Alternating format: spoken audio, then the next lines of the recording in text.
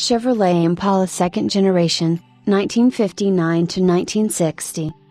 The 1959 Chevrolet Impala was redesigned. Sharing body shells with lower-end Buicks and Oldsmobiles as well as with Pontiac, part of a GM economy move, the Chevrolet's wheelbase was 1½ inches longer.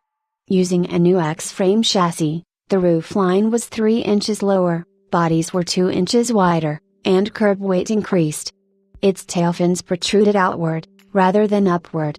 The taillights were a large teardrop design at each side, and 2 slim wide non-functional front air intake scoops were added just above the grille. The Impala became a separate series, adding a 4-door hardtop and 4-door sedan, to the 2-door Sport Coupe and convertible. Sport Coupes featured a shortened roofline and wrap-over back window. The standard engine was an i6, while the base V8 was the carry-over 283 cubic inches, 4.6 liters, at 185 horsepower, 138 kilowatts. Optional were 283 cubic inches with 290 horsepower, 220 kilowatts, and 348 cubic inches, 5.7 liters, V8 up to 335 horsepower, 250 kilowatts. Standard were front and rear armrests, an electric clock, dual sliding sun visors, and crank-operated front vent windows. A contoured hooded instrument panel held deep-set gauges.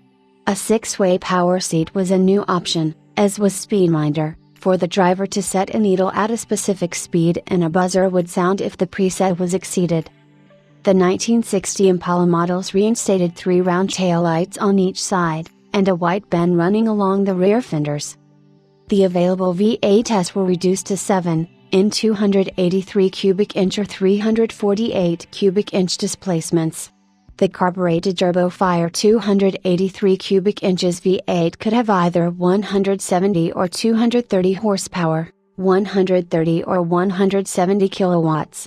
The 348 cubic inches was available in 250 to 320 horsepower, 190 to 240 kilowatts, with a 350 horsepower, 260 kilowatts, special super turbo thrust with triple 2-barrel carburetors, 11.25:1 compression ratio, and dual exhausts.